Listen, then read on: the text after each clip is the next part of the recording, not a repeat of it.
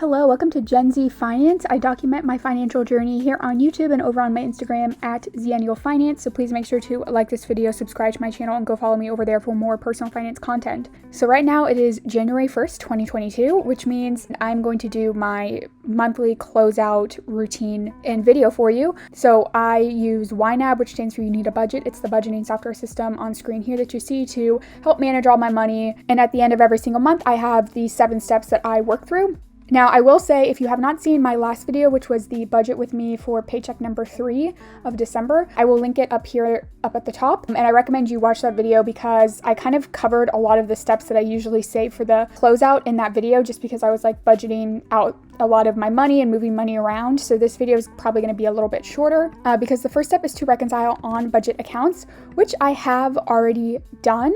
But I did want to kind of go over a few things. I usually don't show you guys like all of my transfers, but I did do quite a bit of transferring and moving money around in between my accounts. So I wanted to talk about some of that. So you can see here that my M1 spend account is currently set to $0. In December of 2020, M1 Finance was doing a promotion where they would give you 1 year of like M1 Plus, which is like their kind of premium service, for free.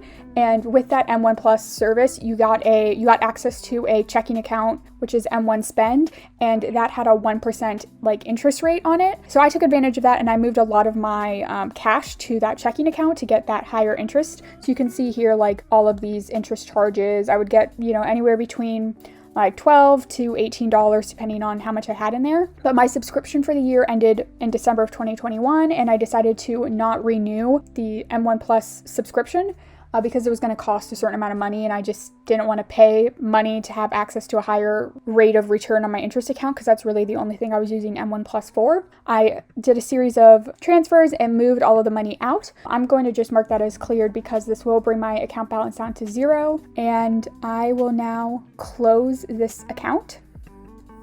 And I'm so happy I can finally close the account. I don't like having a lot of accounts in ynab just because the more accounts you have, the more you have to manage, and ynab does make it pretty easy. I definitely could not manage all of these accounts without ynab, but I just like the simplicity. I realized I like financial minimalism when it comes to my accounts, and so the more I can minimize things, the better I feel. And so now if we go into like my main checking account, you can see all of these inflows coming in. So I'm moving all the money into my main checking account, and then I'm going to move the money into my savings account once it clears. Okay, so I just wanted to touch on that, but like I said, all of my on-budget accounts are reconciled.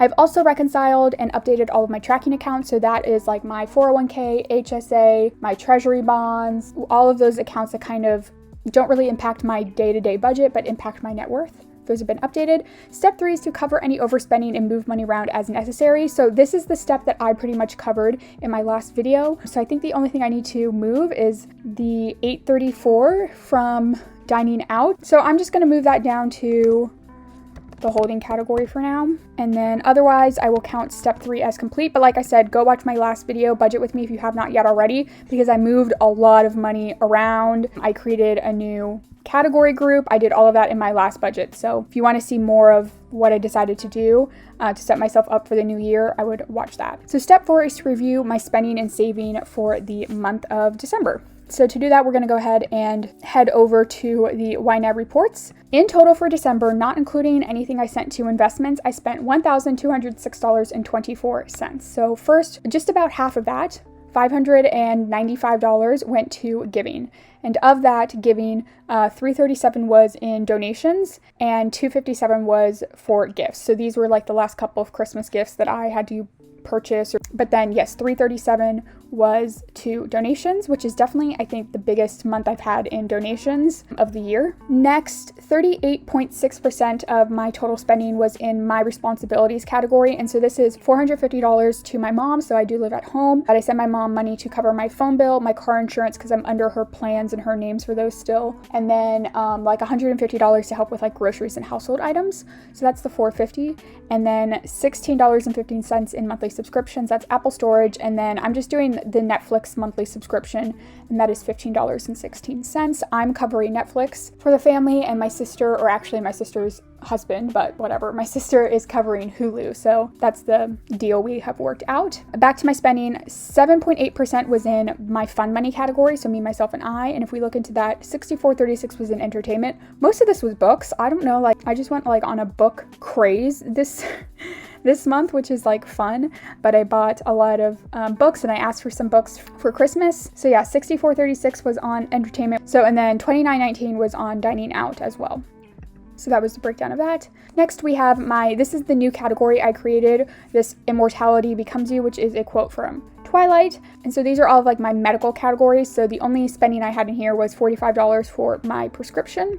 And then finally $6.40 in miscellaneous spending. So that is how I spent $12.06.24. Now I'm going to include what I sent to investments. And if I add that, I've now spent $2,151, and $945 of that, or just about 50%, was to my investment. So if we click on that, you can see that $820 went into my brokerage this month, and then $125 went into crypto. Okay, so now I am showing you one of the toolkit reports. So Toolkit for YNAB is a Chrome extension that you can download. I recommend doing it. It gives you access to a bunch of other features and a bunch of different reports, which I really like. And we're looking at the income breakdown report. So this is something I like. I like this different visualization of the data. So you can see here my income for the month, and since this was a 3-paycheck month, my net income was a lot higher than normal. So in total, my net income for the month was $4,897.98. And so again, you can just see the breakdown of my categories. But the good thing about this report, when you compare it to the previous report, like the pie chart,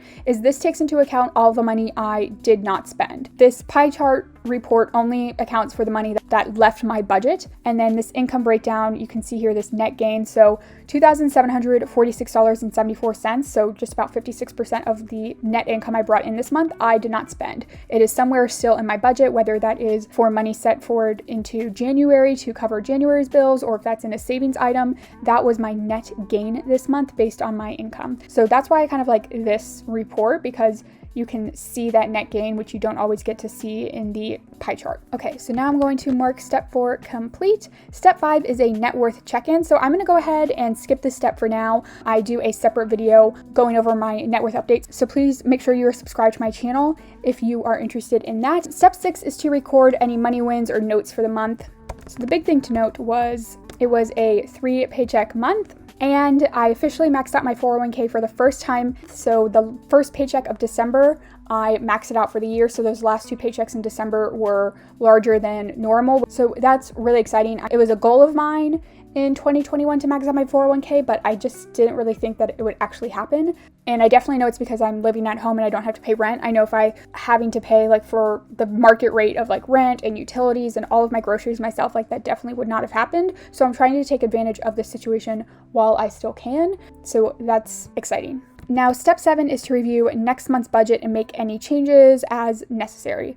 So we're going to go ahead and move into January, and you can see here that everything in January is budgeted for. I already have $450 outflow, and again, those are the monthly bills to my mom that I send to her on the 1st. Can already see some things that we're going to need to update and change. So first things first, monthly subscriptions. The Apple storage is right for 99 cents, but then I also have Netflix, like we talked about. So I think this goal needs to be changed to $16.15 to cover both Netflix and Apple storage. So I need another $15.16 here. I'm going to take that from my don't spend it all in one place, because that's kind of like my fun money category.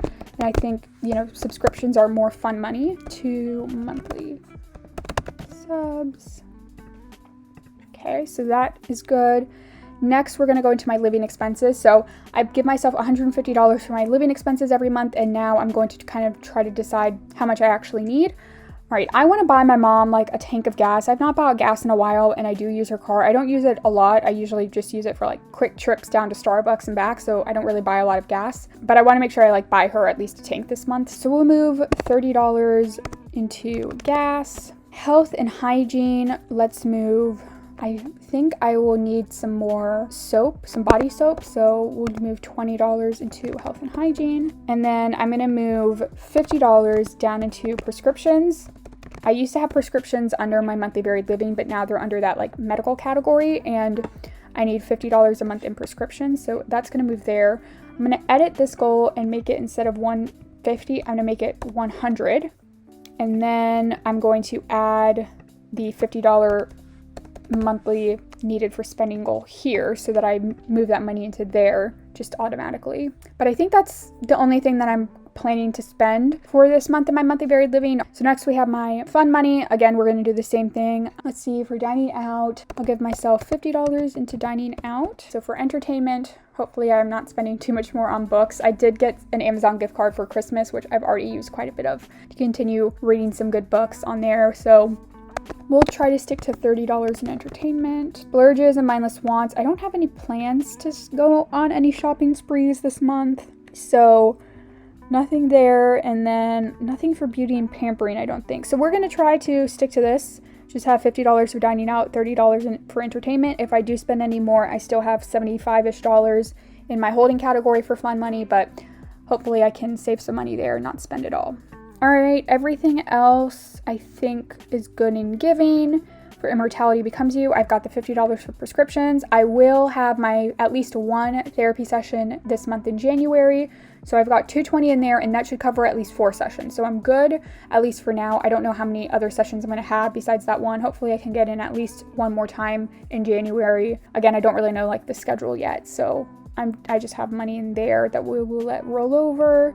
I've got $1,000 already set to go for my Roth IRA. That came from money in 2021. I had been setting aside some of the last money that I got in December to kind of just start funding that Roth IRA as soon as I can in 2022. And then for the rest of this, I don't have any plans to spend money out of this month. And then I think I just want to rename this. So I've talked about my next year deductible fund a lot, and then again, if you have not seen my last video, I talked about it more and I went more in detail with it there. I'm just going to rename this to 2023's medical deductible, and hopefully this is less confusing for people. Okay, so I'm going to go back to my list and mark step 7 as complete. Alright, so that is going to be it for this video, short and sweet. I hope you all had a good New Year's Eve, a good New Year's Day. I hope 2022 is a good year for all of us. As always, thank you all so much for watching. Please make sure to like this video and have a good day.